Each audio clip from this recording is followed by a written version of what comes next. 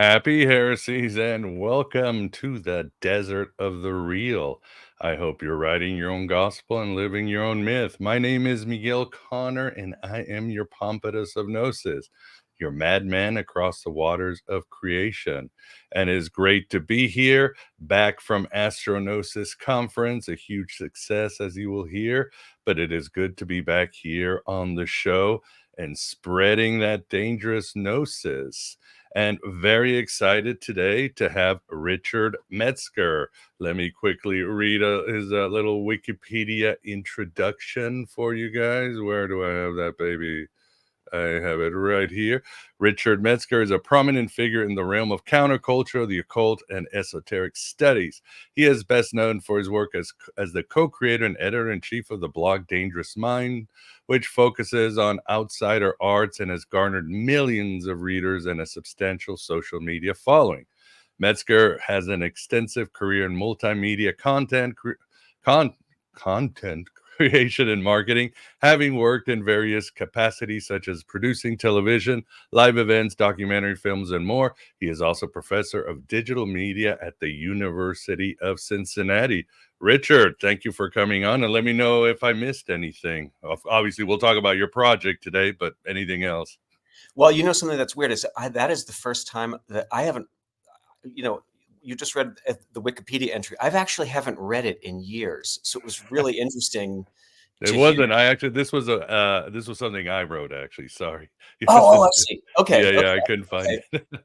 I say, like, who wrote that? But now I know you did. Yeah, I used to be in marketing, in my Clark Kent era. So, but now I do this. So, anything I missed? No, I think you got it. I got you. Good. Glad to hear that. And with us today, always good to have Graham Pong. Graham, how are you doing? Is the medium the message? What's going on? I was going to say too often it actually is. I'm interested in hearing Richard's insights. It's always good to hear from another Midwestern boy. Hey. Awesome. Well, I see people in the chat. Good to see everybody. Christina Marie, I just saw you and hung out with you at the Astronosis. Good to see you. Everybody, welcome. Again, as always, if you have any questions for Richard, please super chat them so we can separate them. Or if you have any complaints against me or Graham, super chat them and we'll take it on the chin. No worries about that. And not much housekeeping as I try to get my head together after this 3-day event. So, well, I don't want to go loaded at the beginning, Richard, but I can't help it because obviously in the late 90s, Disinformation was just amazing. I used to go to the bookstore and buy it, and it was just a life-saving thing. It really opened my channels to communication about what the other side was, and it was wonderful. But now today I was thinking, counterculture. Pink Floyd is the counterculture song, but then I realized, what the hell is culture today? Can we be counterculture when there is no culture? Well, I think that the new counterculture is the alt-right. Mm-hmm. It's the neo-fascism that's sort of like been bubbling up, and it's been a reaction to largely, I think, the classical counterculture getting everything that it wanted. Gay rights, being able to smoke weed freely without worrying about getting arrested. You know what I mean? Like, psychedelic drugs are the next thing that will be, criminalized. Probably most of the states. So it's a reaction to that. So I think it's a reaction to,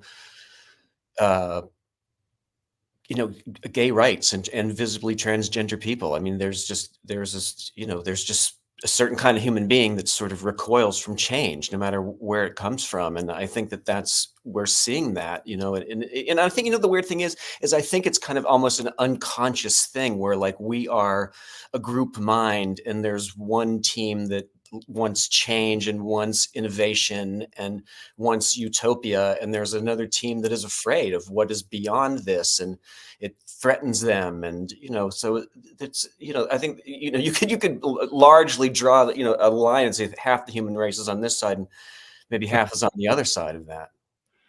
Yeah, I don't know. I mean, I'm trying to figure out that was one of the discussions at Astronosis was what is American culture? I mean, who is the status quo? I mean, it was easier before.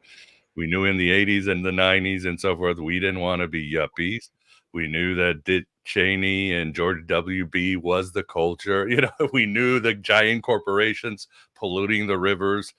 We knew what to push. Now it seems all over the place. And interesting about what you said about the right, because I was thinking, Richard, this is something I warned people before 2016 when, Trump, the trickster came up and David Bowie died. You had that weird shift. I would always go to the left for all the cool spirituality and, even conspiracy theory. I mean, the left had all that high weirdness, as Eric Davis calls it. And I would warn him, I would tell him, look, you guys are slowly getting more and more secular. I saw the left getting more and more secular and less magical or even embracing the supernatural. While at the same time, I saw the right, especially Christianity. Judaism has always been more inclusive for whether you're left or right, but suddenly Christians are expanding. They're allowing for extraterrestrials. They're talking about Satan and the angels as the Gnostic archons. They're talking about ancient civilizations. They don't call it Atlantis, they call it Tartaria. But you see what I'm saying? They're expanding and they're taking all this stuff that the left used to do. Do you agree with this, or what's your take? Well, I mean, what you just said was surprising to me because it's not been my direct experience. So I Really? no, I mean, it seems like you're talking about a sort of a new age Christianity, perhaps that's a distinct flavor. But it's like I say, I can't have an opinion about it because I don't really know enough about it to Right. say intelligent.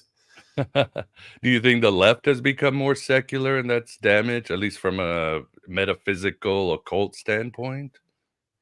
No, not I don't. I mean, Okay. if you're looking at it through like a pop culture lens, I mean, I think there's never been a time when magic has been more acceptable, Yeah. accepted, and widespread. I mean, I was asked the question the other day that did I think that magic has always been mainstream, and no, certainly not. It was very very underground until it's the turn of the last century, really. You know what I mean? And then sort of by the '60s, it's sort of it's sprung its cage, and you have things like Morning of the Magicians, right, or Mhm. Colin Wilson's books, or Carlos Castaneda, and things of that nature, and even Lord of the Rings, and then Crowley's books being republished again by major publishing houses, and they're receiving for the very first time a widespread distribution. It wasn't just for some rich person who could afford some kind of rare book, in the 1930s, but by the '60s, all of these things are very widespread, and then it becomes mainstream. And I think that happens, it sort of goes on for a while, and through Rosemary's Baby and The Right. Exorcist, and there was a point where the Church of Satan was a really mainstream thing, and Anton LaVey was in magazines, and Sammy Yeah. Davis Jr. and Keenan Wynn were members of the Church of Satan. But that was sort of like a mainstream sort of '60s, sort of dark Aquarian, dark age of Aquarius sort of pursuit, and then that goes on, and then The Exorcist and all of this thing. But there's the backlash to all of that, which happens in the '80s and with the Satanic Panic thing. But I think Mhm. once you sort of push past that, and that just seems so absolutely silly in retrospect, and there was just so much damage done to people's lives with that kind of nonsense, And so once you sort of push past that, you have a generation that was raised on Harry Potter books. And so they're very open to the idea of Mm. magic. It seems quite natural to them, or like maybe something that they might want to aspire to, you know. So I think right now and I think that those people are largely not on the right. You know what I mean? I Mhm. think you look at the Harry Potter books, they're about resisting fascism, really. Kind of a racist fascism is what that's the heroic act, and that, so that there's been two generations that have grown up with magic as something that they're hearing about from being a young child. No, those are some good points, and you're right. I mean, for example, yeah, not just Harry Potter, Buffy the Vampire Slayer, Mhm. Charmed. I mean, there's just a lot of Yeah. this sort of neo-paganism, and there was a time when Wicca was the fastest growing religion in America, now I think Santa Muerte is the fastest growing religion, not just America, but also North America. So yeah, you're right. There is, again, there's different ways to see them. So, I wouldn't have known that Santa Muerte was such a big thing until you just are like talking about it, because that's that's the thing is you know your own world and your own thing, yeah, and everybody gets into their silos. So I'm just looking at it through a pop culture thing. But what you're saying is like how does that manifest itself? I'm kind of curious. about Santa Muerte. Mm-hmm. Yeah, that was, well, I mean, this is from scholarly Dr. David Chestnut, and he's a scholar and he's done a lot of work, and it is statistically in Mexico, because of all the, tension and drugs and violence, Santa Muerte has grown, but not just, people say, well, it's a narco religion. No, it's also a religion for the folk people, poor people. It's a religion for police officers, and she's just really taken off. And again, she is starting to spill into the United States, other places in South America, and even Europe. So we have this sort of, well, she is, she's not even really a death goddess. I mean, it's like saying, it's like saying Persephone or Hades is a death goddess. No, they're more Kali. They're more than that. They're kind of encompassing protective forces, and it's really strong. And of course, Santa Muerte also is really leans to the divine feminine, which is a huge need in Western culture. Like I said, whether it's Wicca or other movements, it's something that's really satisfying women who are looking for their own freedom, new spirituality, and so forth. So, Well, that's interesting because like the magic scene is very white and very European, mhm. in that way.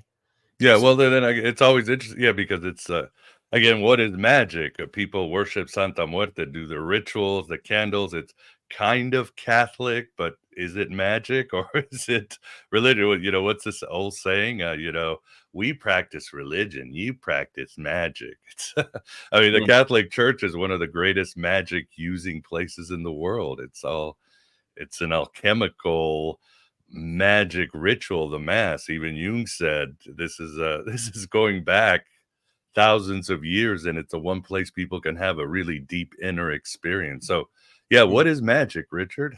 That's always the question. Oh, I have to answer that now. If you can, I mean, I'm still working on it. Right. See that? Yeah, everybody is. Yeah, I think it's an improvisational art for sure. Mhm. I mean, I with this project that I just did, I asked that question of every single person. Really? What is magic? And surprisingly enough, the answers were actually, you would think that there would be like a big divergence, and that wasn't the case. I think everybody was fairly harmonious in what they thought magic was and what it could do, and how they used it, as a tool in their own lives. Right. And I thought that was interesting. But my own personal definition of magic is very close to like a mental martial art. Like something that you would develop over time of certain instincts or modes of behavior, right? And in ways where, in some cases, I'm just talking about like sort of psyching yourself up for something, or Mhm. being well prepared for something, right? I've always looked at just about any activity that I've ever done. So if that meant starting a company that was publishing books or distributing films on DVD or into theaters, there was always some aspect of where I was looking at that as not just the thing that I was doing, but that it was also a spell. And so magic becomes a metaphor for creativity. And I think that when you look at things in that way, your creativity is enhanced, right? And then there's another side of it for me, which like what I just described is something that I would say is secular, in the sense that I'm not asking anybody to believe in some sort of supernatural thing that I believe in, or what. But then there's the other side of magic too, and that to me is making contact with the mind, the thing, the entity, the holy guardian angel, whatever you want to say, the Earth Coincidence Control Office, as John Lilly called it. But what is the thing that makes the coincidences happen when we do magic, and how do you get in touch with that? And that to me seems to be the most important thing that you can do as a magician or as a witch or as someone that aspires to this kind of outlook, shall we say, in the world, but it's that communication. How do you achieve that? And what is it? And all these other kind of things. I'm not saying that I know, but I'm saying that you know, like you're nodding along, right? And I think that you had conversations about synchronicities and coincidences with hundreds of people. There is a widespread, I don't want to say belief. I'd say that there's a widespread knowledge of that this can happen, and this does happen. And when you get people in the room who this has happened to, they all know that they're all on the same level, that they're all on, you know what I mean? Like they're not bullshit. Whether they know what you've had these conversations. I can see it from your many. So it's the thing that makes the coincidences happen. To me, that is a big part of the pursuit of magic. Oh, amen. Yeah, and the same with in the show, the trying to understand what gnosis is. Again, it's evolving, experienced in all the different perspectives, and it's trying to figure out this spiritual technology. I mean, these days I like Gordon White's definition, and you've been on the show. Magic is simply being a co-creator with the universe. So it works for me because I don't forget it. It's very it's not poetic, and it's hard to forget that one. I love that. That's great. I haven't heard that one before. Yeah, exactly. And so how do you feel about if you had to give a state of the union on modern occultism? Are you positive, negative, or what is your view today? How we're heading as esoteric communities? I feel generally positive. Sure. I do too. I do too. Well, in my experience in recent years has been to meet a lot more practitioners. You know what I mean? And this project, I got to meet people, from all over the world who I knew about, or I'd communicated with, or in some cases, people who I'd communicated with for a long time, but had never actually gotten to meet them in the flesh. So I feel generally positive about it. I think that right now is a good time for magical people to start to know each other and start to get together. And that's the thing one of the things that I've sort of always been on about this, and I think it's so important, and a lot of people will do this naturally, but some other people would have to make an effort to do it, but to find the others, find the other people. Timothy Leary was all about that in the 60s. And I've used that rallying cry myself, I think, for the last 25 years, but find the others. I think that's the important thing to do. And what I would hope to do, hope to accomplish with this Magick Show project is get that conversation started, or get it to the point where people are excited about it, and maybe start to organize amongst themselves. I would love it if a group mind, or to use more occultish terms, like a conventicle, would form, and that people would get together, you know what I mean? And that people would get together and decide, oh, I can build this website, and that we can all meet here, or that there's group actions, you know what I mean? Sometimes that's another thing too, that I'd like to see more worldwide spell casting, like the Michael Hughes, the Trump binding spell. Right, yeah. Like that kind of thing. That's I find that entirely fascinating, and who knows, maybe it worked. Yeah, no, I agree with you. I think I'm very positive. I think we're done as a country. I think Western culture's cooked.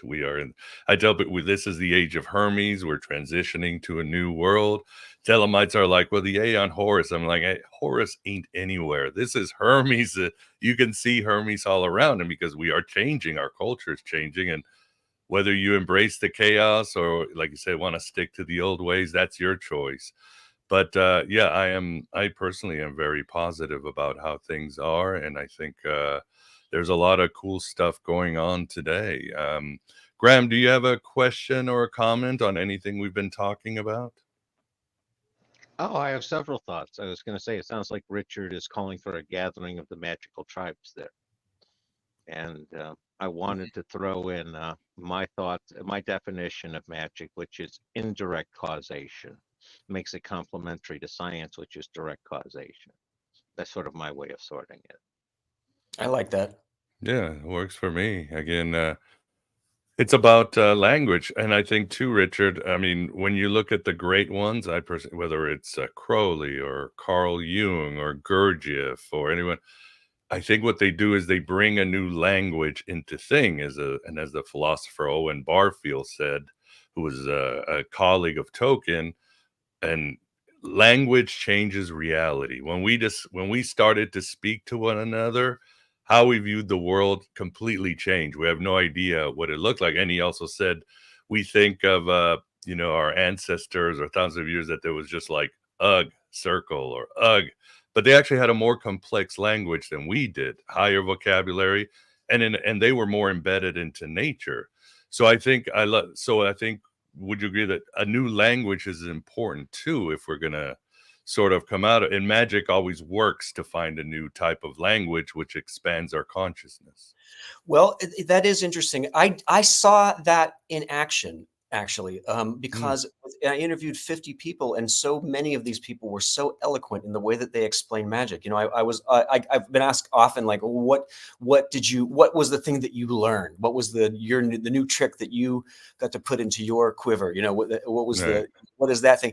And it wasn't that I necessarily learned anything in that way, but what I did hear was magic being described in terms that were scientific and poetic and beautiful and unique, and they were ways of describing magic that I would never have thought of myself.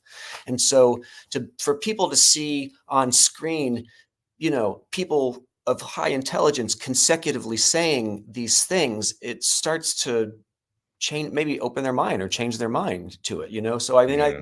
I think a lot of people would watch this, this programming that I'm working on, and they would hopefully have their mind, sort of mutated in a sense. That to encourage mutation, I think, is really one of my things I was put on earth to do. Oh yeah, indeed, very true. And when you mean by getting together, are you talking about physical spaces, online channels, or It, how, it could, what do you well, it could envision? it could be all of the above. I mean, Mm, I think that it would probably take. There would have to be an online component, obviously. That would exist before any offline component of it did. But there could be events or even traveling events, or, like, sort of like lecture events or that sort of thing, or schools that could set up. I mean, there's just so many things that could happen.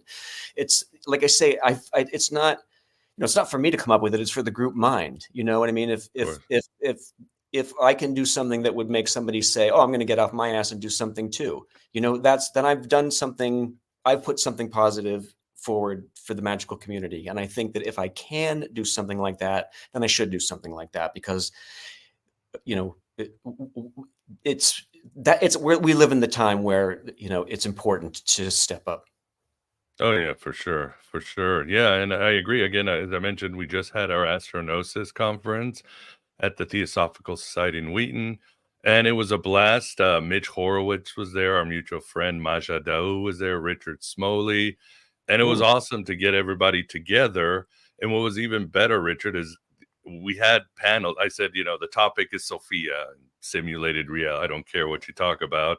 Everybody had their takeaway. People there had different political views. We both know that Mitch is a open Satanist and communist. Other people there were more on the right. There were some libertarians, different views on femininity and the role. But everybody got along, and even better, everybody had fun. I think that's it too, right, Richard? mm. We can have fun. We don't have to be so serious. And yeah, maybe the world is ending, but you can still have fun and just enjoy each other's human contact and share stories and even share magical practice. I think that's what we've lost as a culture. We don't have fun and just go. You're talking about these people in the 60s you were talking about, they were having a fucking blast. I agree. I agree. I think it should be fun too. Well, when I hear you talking about that, it sounds to me like I always think that magical people are the friendliest people. Hmm. And because you have something more in common. It's a rarer thing to have in common than you're a football team's fan, or like you like a certain band or something like that. You know what I mean? Like Right, right. it's an affinity group that is more closely aligned. And also, when you it's a relief when you meet somebody that you don't have to footnote your entire conversation with, Yeah. right? I mean, to get to talk to someone like Mitch or Maja, You know, Oh, they're a blast. They're so it's much fun. Hours of drinking and fun. fun, fun. Yeah. That's the right word. Now, had those two met before? No, they hadn't. And Mitch was like so surprised at Maja's history about being kicked out for being a witch at the PSR, and Mitch has his own stories about when he was with a Gurdjieff group and he got kicked out. It was, there was also a lot of trauma healing. You're having fun, but you're sharing your struggles, and nobody's perfect. We talk about the counterculture, but even our occult groups will fail. I mean, that's humans fail each other. I know I've let people down. They were let down, and there was a lot of trauma healing and stuff. I mean, I had some like experiential meditation, Sophianic, so people could just get that out. So it was fun, but there was also some serious work done. Mm-hmm. I love that you got to be around those two and watching them interact for the first time, because it's two really amazing brains that you've got in those two. It's fun. There's a guy called Sean Pryor who's a really good artist. He's worked with Harvey P. Carr and different people.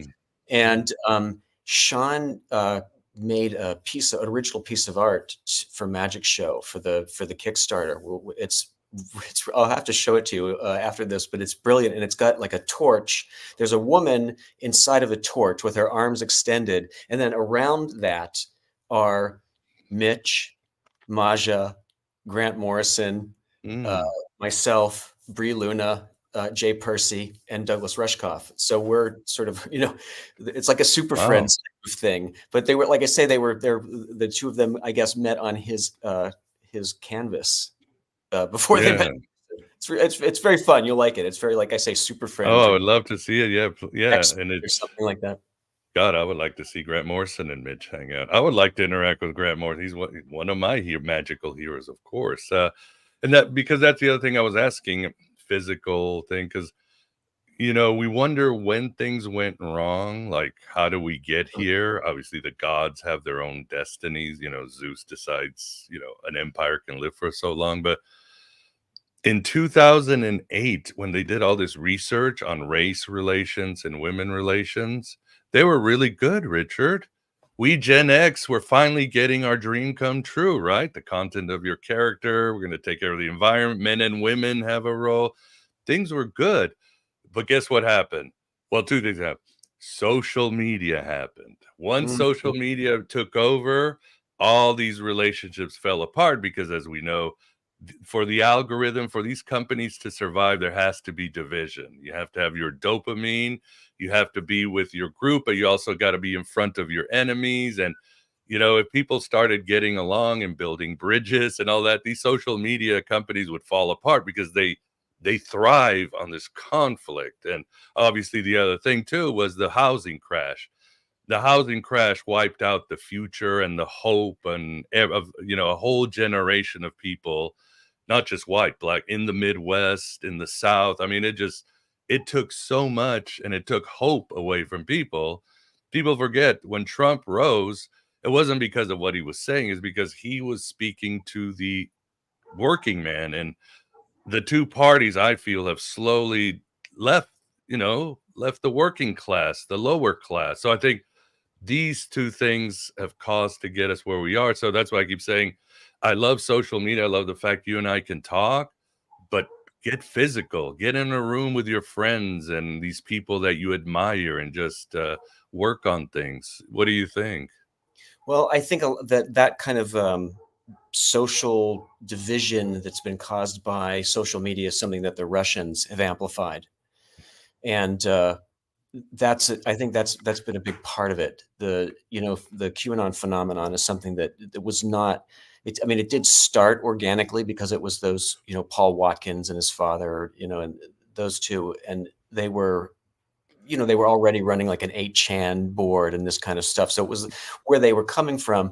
But just if you literally look at like the Google logs of that time period, you'll see that it goes from a few dozen mentions to a few tens of thousands of mentions, and the line just goes straight up. And we know that it doesn't work that way unless there's something artificial happening. So the Russians amplified that signal with QAnon, and that became something that was, I don't think they knew how big it was going to become.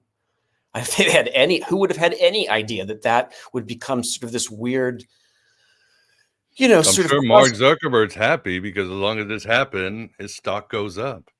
well, it's like a quasi-religious movement, I mean, some people I've heard say that, oh, QAnon takes the place of Christianity for some of these people. It gives them something that they feel like it's like a role-playing game that they are now in real life. They are fighting some kind of evildoers or what have you. But it doesn't happen unless you have a void, like any cult. These things work, whether you're the Bolsheviks or anything, because there's a void out there and people are hopeless and they want something. And if they don't have a future, if they can't pay their bills, they will embrace fascism or whatever comes along so they can, feed their family, go to college, right? I mean, well, there has to be a void for this to work. I think that's true, but I think then also there are often some individuals who raise their hand and say, "Oh, I can maybe make this come into being." And one of the things that I think is completely fascinating is Ellie Reeve, the reporter who was embedded and did a lot of reporting on like the Charlottesville stuff and a lot of the alt-right stuff. She has a new book called Black Pill, and that has a really it's wonderfully reported and it's beautifully written, but it describes how the wizard community, the so-called wizard community, is that a term that you are familiar with? No. Good. It's the wizard communities are incels who remain virgins until the age of 30, and if you do this, then allegedly you are powers of wizardry are conferred upon you. Wow. And so this was a huge subgroup of people who were on a certain, I don't know what, like not like a Discord, but something along those lines where they could meet, and I guess like an 8chan, maybe it was just one of these Chan boards, but it was run by this one particular guy. He was a wheelchair bound guy with like a brittle bone disease, and but it's this whole thing of like how, and he even sort of recognized it to say like this is becoming like sick. It's becoming a sick and twisted thing, but it's like I say, in this void, you then have individuals who step forward and start to organize it, and then more people come to what they're doing, and suddenly you have that strange attractor that appears within that void, and then it just starts to it self-selects, like a system in physics. It's a system, Wow. Well, I'm gonna have to check out that book because again, I'm fascinated with totalitarian regimes, cults, and all that. Because I take Jung's approach. I'm a phenomenologist. I want to meet people in their own reality and study them. It's like the work of Chuck Palahniuk, right? He wrote Fight Club. He's a gay man, and one of his favorite pastimes was to go to places like Stormfront and the neo-Nazi places and hang out there, sometimes in the open. And they want to do bad things. They want to kill you. He's like, I want to learn. I want to engage. I want to understand this shadow and this darkness to understand it, and because it helps my fiction. So I'm kind of that way. I like to go to these dangerous places. I just don't care. Straight to the belly of the beast. Always, yeah. To the dragon, yeah, because I want to understand what are the forces and everything moving. So to better my life. So, well, before we get to your promo thing, you've interviewed so many people, so many amazing people, but this is a show about Gnosticism. You've interviewed Harold Bloom, the great, probably the greatest literary critic of our time, self-avowed. Howard Bloom. Oh, I thought you said Harold Bloom. Different guy. So I got it. Oh, Howard, okay. It's funny that you say that because I was actually just about to bring him up as well. Okay, yeah, then bring him up. I guess we got it wrong where I read. Well, it was a lucky accident. So, but Howard Bloom is the author of a book called The Lucifer Principle. And that book originally came out, I think, about 30 years ago. I think it's mid 90s, like maybe even early 90s. I could be mistaken. But that book I highly recommend this book, but it's sort of like it's this thing that it goes beyond Darwin in a sense, where this whole idea of being red in tooth and claw is all things, that is the reality of all life on this planet. And he gives an example of like the sea anemones, right? You look at these plants and they're floating in the water and you think, oh, it's this general plant. No, these plants are organizing on a different time scale than we think, but they are at war with each other for space. You know what I mean? And so, like, you even see it there. But then you see it with war, and you see, within human beings. But it's this idea that sort of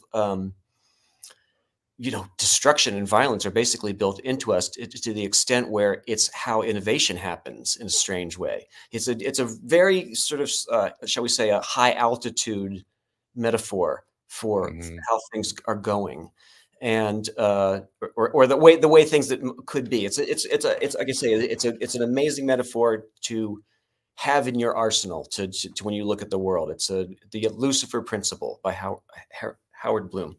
Oh, fascinating. I'll have to check it out. Yeah, what did Heraclitus say? War is God. That's what keeps the universe growing and innovating. Eros keeps us together, but Ares destroys everything, and that's how things are grown. So, well, look at all of the scientific innovation that happened after World War II. I mean, even things like magnetic recording tape was something. that was all aliens. We'll just write it off as aliens. Stolen from the Nazis, Yeah, and the Nazis, Nazis and aliens gave us all that shit, man. Yeah, and it's interesting because you look at, for example, ants. When the red ants and the black ants, like you were talking about, Howard, have been fighting for millions of years, and it is very intricate. It's like Roman legions, and this fight continues, and it's very intricate, and it always ends the same. The bigger ants, the red ants, will break into the queen's chamber. They will walk in, and the black ants who are guarding the eggs have two choices. The black ants who push the egg to the red ants are spared. The ones who stand in front of the eggs are killed. And this war just has been going for, again, millions of years, but that's how both species grow in a very paradoxical sense. It's built in. This world. Yeah, this weird world. Well, hopefully humanities can break that, because my concern more than algorithms and all that is nuclear bomb. Isn't that funny? We've kind of come full circle, Richard. We were worried as kids in the 80s about bombs and fighting the Russians and all that. And what happened? We're back with the red and black ants here in 2024. Exactly. It will never go away. It will never, ever go away. Unfortunately. All right. Well, I want to play that promo video, and then you could please talk to it too. For those of you, it's Magick Show. We do have it on the show notes, so please click it. I highly recommend you do support it, because again, we need more magic. We need more communities. We need more healing, more dialogue. We need it all. And everything's going to be fine in this age of Hermes. You'll come next, Horace. I promise you. Let's see. Where is that video? I'm going to play it now, and we'll go on mute for a couple of minutes.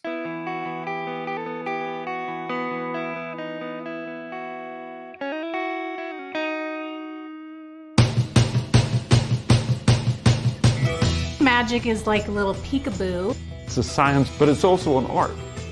The witch has existed for millennia, has existed from the beginning. There's always been the witch. Witches are real human beings that walk among us. A witch is someone who understands how energy works in the universe and manipulates that energy.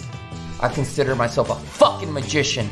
Sex magic is the choice to use our sexual energy as the battery for our magical practice. Nothing is true, everything is permitted. I'm a professional witch, so there's also a lot of administrative labor that I have to do. Aleister Crowley was the first rock star magician. Platforms benefit and profit off of the chaos machine. Their goal is to find ways where engagement works. When magic works, it's undeniable. Usually there's some type of synchronicity. You hear it in conversations, you see it in billboards. It starts to manifest that way. The Nike swoosh is a sigil. The brand logo becomes then charged not through sex magic or meditation, but through advertising and through marketing. These ideas could be weaponized to destabilize governments or bring down capitalism. I appeared on Tucker Carlson's show kind of as a fluke. The goal of these troll farms is to sow chaos. QAnon is a chaos machine. You can summon and harness spirits or demons to do your will. I like to think of demons like lawyers. You have a problem, you call them up, they fix it, you pay them, they go away. I believe that magic works because our external reality is alive and intelligent, and that intelligence wants to play. Magic is all around you. Do you see it? Join us and 50 occultists who are willing to reveal the magical foundations of modern society. How can you tell if a spell has worked? When they're dead. No, kidding.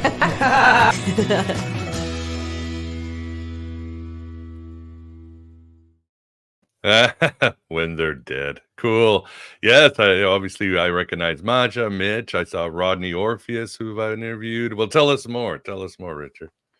Well, what do you want to know? It's the project, yeah. It's a show called Magick Show, and it endeavors to be the first kind of time that there's been sort of a mainstream attempt to do a documentary on the occult that actually takes it as a given that it exists and that it works and that it's real, as opposed to some sort of silly, we've all seen those kind of documentaries on History Channel and Discovery and this for our lives, but it's shocking to me that no one has done a kind of a serious documentary like this, because it seems like it's an obvious idea. It's not something was that difficult to come up with when you think about it. And what was I going to say? How did the project come to you? It was a friend of mine suggested it. A friend of mine suggested it, and then when I sort of put it on paper, then he wasn't really that into it. It was different from what he envisioned, so we sort of agreed to disagree, but it went from there. But it was somebody else who brought it up to me. I don't know that I would necessarily have decided to do something like that, but once the idea was planted, it sort of grew very, very quickly from there. Awesome. And what are some of the people that will be part of it, or is that something that will come later? Oh no, there's an entire list on the Kickstarter page. Okay. For one, we got the final interview on camera with Kenneth Anger. Wow. And he was the first person that we shot. We went out to the desert to shoot him. He was living at that time at a assisted living home in Joshua Tree. So we rented out a house and set it all up, and then he came to us. We shot it. So we didn't have him for that long, basically, because there's only so long that a man that age could, stand to do that and be under hot lights and everything. So we just had it all set up, and he came in and did his thing and then went back. So we got the last interview with Kenneth.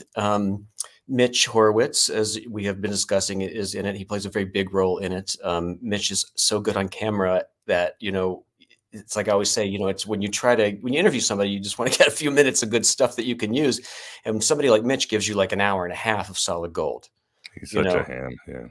Well, he's a pro. There's a reason why he is who he is, because he is a pro. And he never plans. It's all improvised. It's completely improvised. That's the thing. That was what was amazing. It's like when I'm behind the way that we shot this. If you'll notice, everybody's looking directly into the camera, right? And so I'm making eye contact with them. It wasn't like a 60-minute style thing where looking to the side. They're looking right at me. And this device called the eyesight, the sight line. So I don't remember what it's called, but it's this box that goes, on your tripod with the camera, and it will, using mirrors, they will see my eyes literally in the camera lens. Right. Oh, wow. So like the way that a teleprompter works. Right. So they'll see. So it looks like I'm sitting beside them, and then my eyes have just sort of shifted over. Right. But they're making contact. So that's how we got that sort of thing. So I'd ask the question to Mitch. He would put his head down. He would raise his head, and then he would just start. And it was perfect every time. That's great. And I think, let's see, I don't know whether I'm looking for, don't you have Gary Lockman too? Yeah, Gary was fantastic on camera. Gary's great. He's to get somebody with that level of knowledge, speaking about these topics. That was the thing too, with somebody like Gary and Mitch and a guy called Phil Baker, Dr. Christina Oakley Harrington, the founder of Treadwell's Books in London. They are some of the people who I could ask about multiple topics. And that was how I was able to get so much material that's why I was able to, this originally started off just to be a pilot. It was supposed to be a pilot for something, but because if I've got Mitch in the room, I'm going to ask him about from A to Z.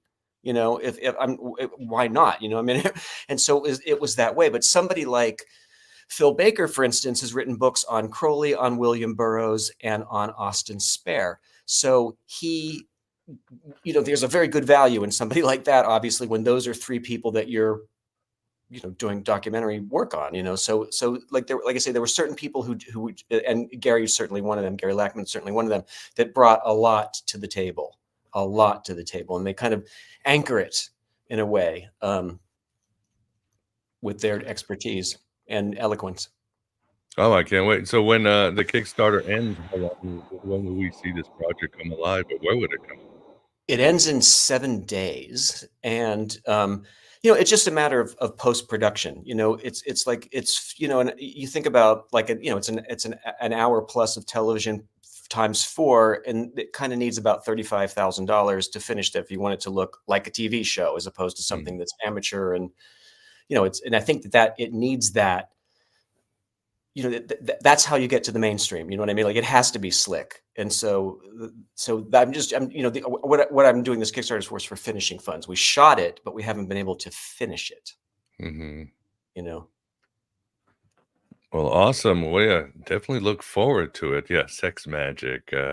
People realize that the Gnostics were one of the first ones to really do it and optimize it. And much of the Gnostics were doing it based on the Egyptian magic, sex magic, but they were the ones who really poof. Well, I wanted to ask you about that.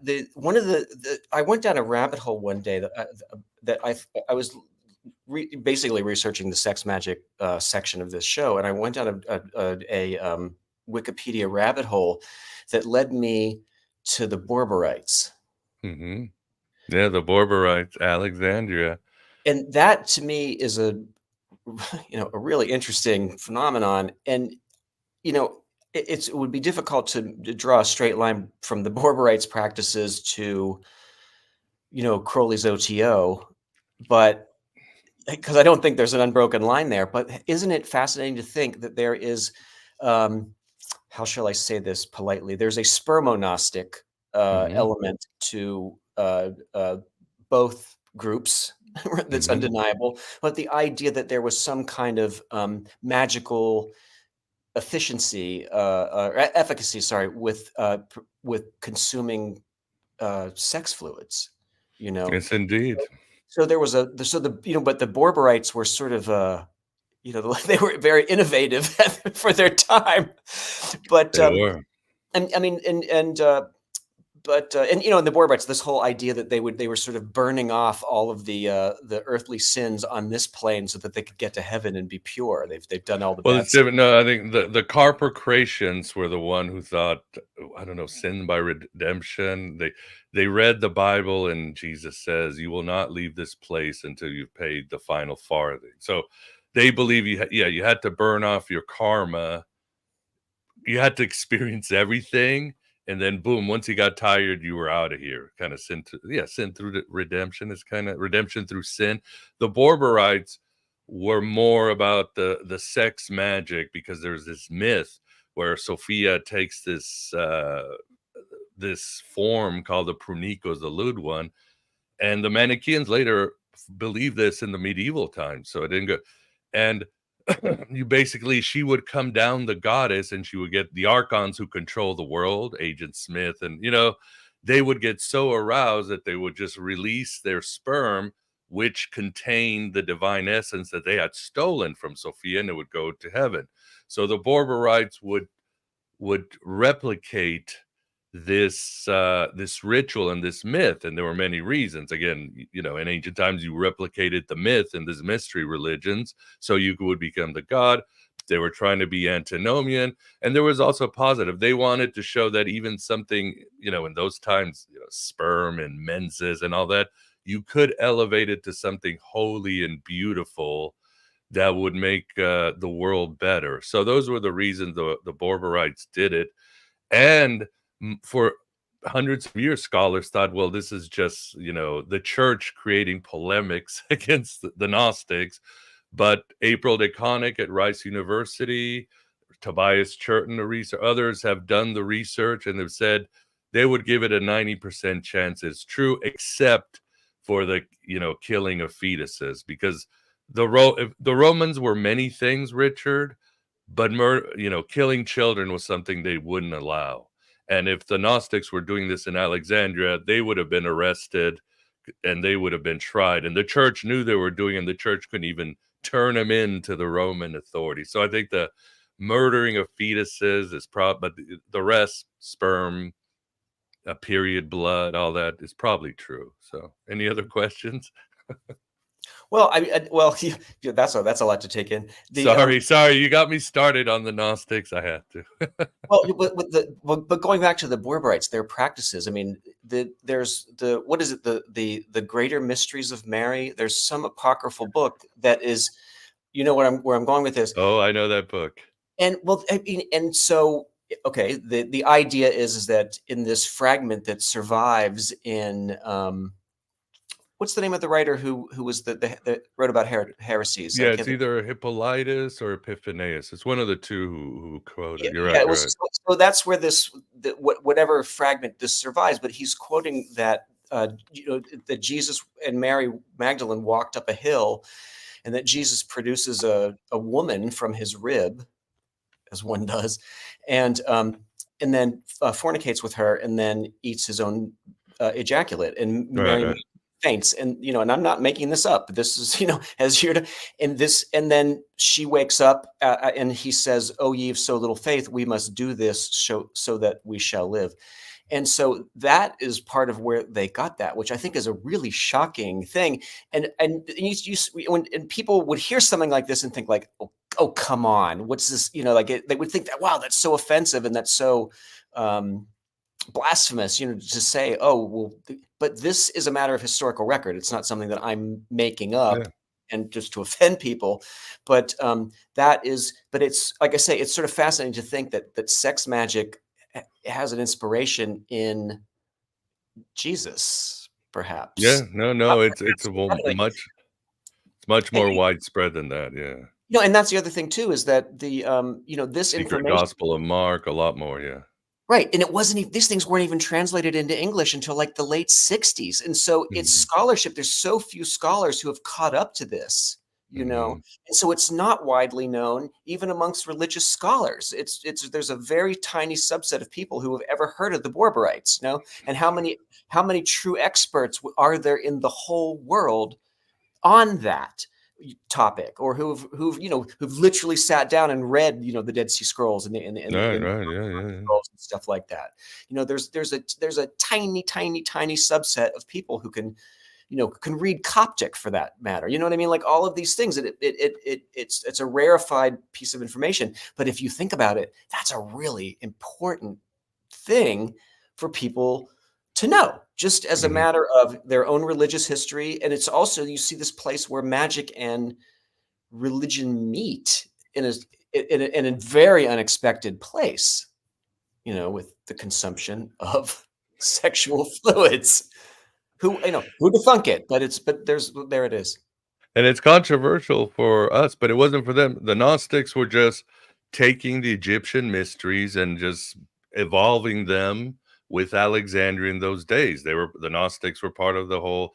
The Nag Hammadi was found in close to the same place where you had alchemical labs, and there was a hermeticist. So they were just taking these traditions and sort of couching them in Christian terms, and it was nothing controversial. Now, what happened is, in the 4th century, Encretism just became the fad across the Roman Empire.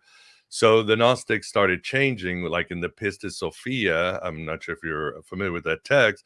Suddenly it switches, and suddenly Jesus is telling people, you have to withhold your semen to have salvation. So in 100 years, it sort of shifted. And obviously Jesus didn't say that. Somebody's putting those words in his mouth. Suddenly people are like, well, so suddenly the orgies are gone and you're withholding it. And this tradition is, of course, we find it in India, the withholding of the orgasm. So you have a mystical ability. So there's, and even today, the Weirites, Samuel Weir, who are very big modern Gnostic group in South America and Central America. Yeah. Everybody's got to withhold it if you want to have gnosis. So I love this kind of stuff. It's just weird. it should be better known. Yeah, for sure. Well, that's our job, right? Graham, any other questions, or do you have a question or remark? A couple of them here. One of Sure. them is that it seems like Richard's talking about an oversaturated system and like placing a sea crystal in it, with society, being in all of a supersaturated state. And that's when it crystallizes around that is seems to be something he's referring to.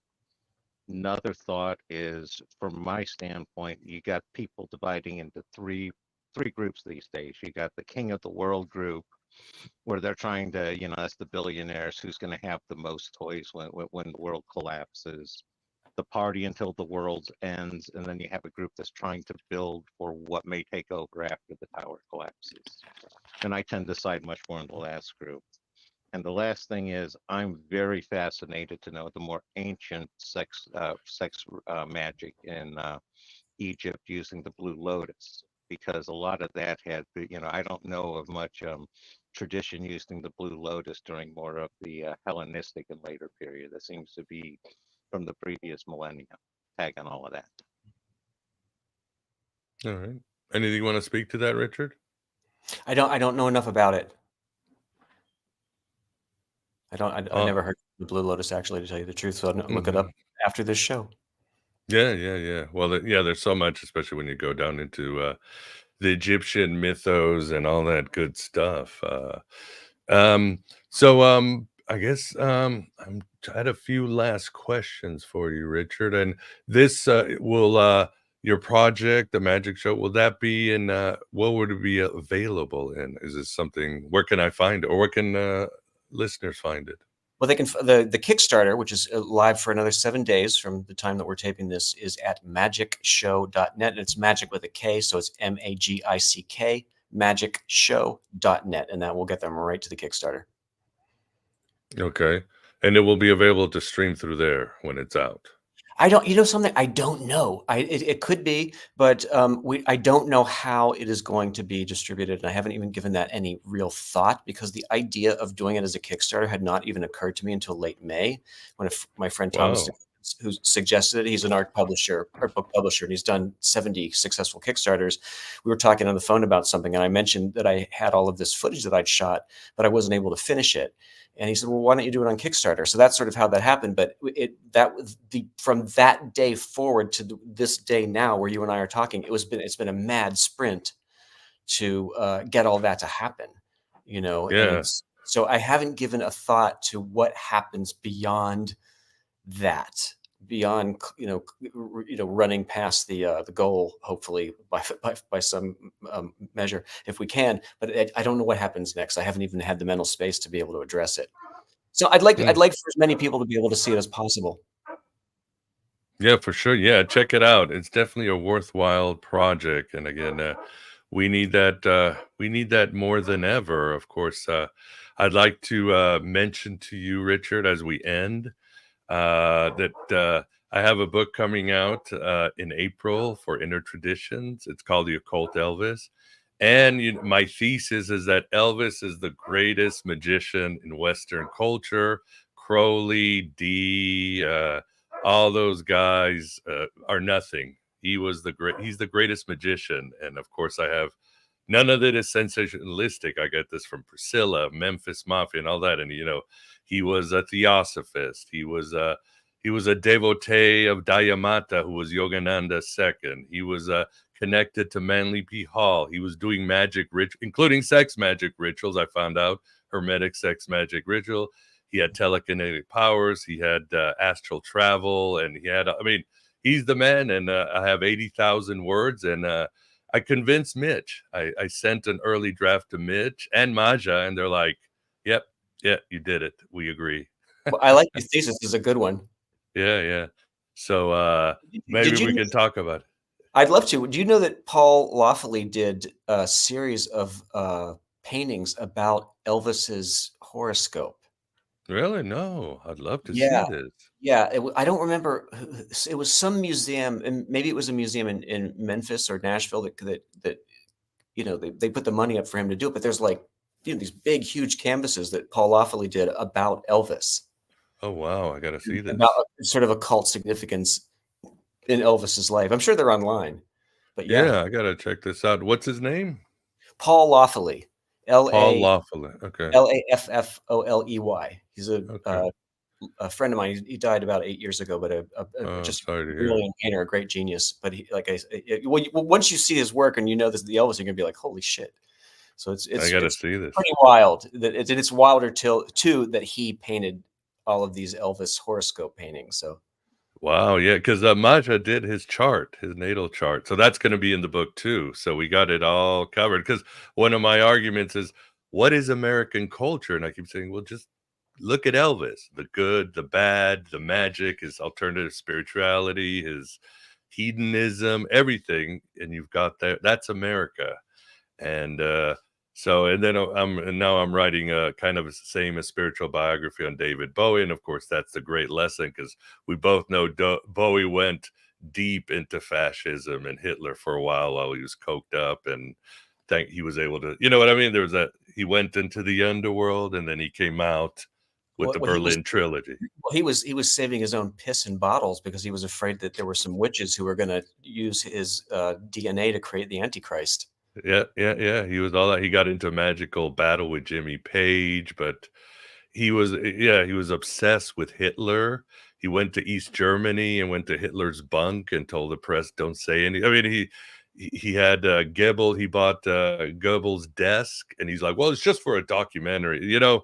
But again, he was not thinking right. He was messed up in the head.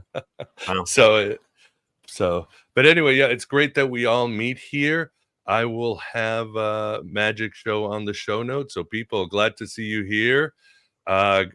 Great chats from what I saw on the corner of my eye, but check it out and support. This is going to be a good project. I'll start by saying, Graham, thanks for keeping us company on this journey. Oh, it's been very enjoyable. I'm looking forward to the video. And are there any extra benefits with stretch goals and such on the Kickstarter? Because I know sometimes they have those. Yeah, I would like to be able to do some extra footage, extra interviews where I actually sat down with people like Maja and Mitch and Eric Davis, who I didn't get to interview for the main Eric. show. But to do like a long two-handed interview, so maybe I would be talking with Grant Morrison, with Douglas Rushkoff, where I've got, we're having a longer conversation. I'm not trying to get sound bites out of them, but we talk about it. Like Maja, for instance, is somebody who I'm very interested to do that kind of interview with because she's so willing to talk about what she does and how she gets results. And people, there's a common sense. She has a way of explaining things and personality that gets it across in a way that is very palatable, I think, for a lot of people. And again, it's her knowledge, but her willingness to really talk about her methods and how she works that I think is. So that's the kind of thing I want to do. Some longer, sort of Charlie Rose, type of interviews. And they do work. She showed us some of her magic, and it's real, Richard. She was doing stuff that was beyond belief, if you know what I mean. So that's the thing. I've had that experience because of doing this project with a lot of people. I've done two podcasts in the past 7 days where someone said something to me that was the next thing that I was going to say, but I told a story where there's like a 3-part, 3-act tale, and I said like, okay, here's the first 2 parts of it. I'll tell you the 3rd part after we stop taping because it's a little too private, and then that person will say exactly. Said something that was a component of that was so on the money that it was like shocking. So it's like, that sort of thing has been happening. Yeah. Well, good. It means there's magic. It's alive. We are co-creating with the universe. That's how I Eric, God, I love Eric's work. And I use a lot of it in my Elvis book. He comes up with some good stuff about the zeitgeist. And that's interesting because I was at a conference with Eric, I think it was 2016, and Eric comes up to me. This is 2016, and he's like, "Oh man, have you heard about this thing called QAnon?" And I'm like, "Yeah, it's just coding and all." We were like geeking out to it because it was so new and it was new and cool and mysterious and dark. Then after a few months, it's like, yeah. No, he he did a lot of more. He's done scholarship on it because he's just a good scholar. I was just like, I'm gonna go back to the Borberites, Richard. That's what I'm gonna stick with. So, but awesome. Well, Richard, it's been a pleasure having you here. Good luck with your project and good luck with your future projects. Thanks for having me. It's been a lot of fun. Yeah, thank you. And for everybody else, I'm glad you're here. Please support Richards. Please support the show. Like, subscribe. Yeah, join my Patreon. You can do it for $1 a month, one-time donations. Yeah, help out because it's all this small, magical, Gnostic media that it's going to get us through the other side as we transition to this new era that we are. So everybody, I hope you have a good rest of your Mars Day, the War Day. And take care, and we will talk soon. Take care, everybody.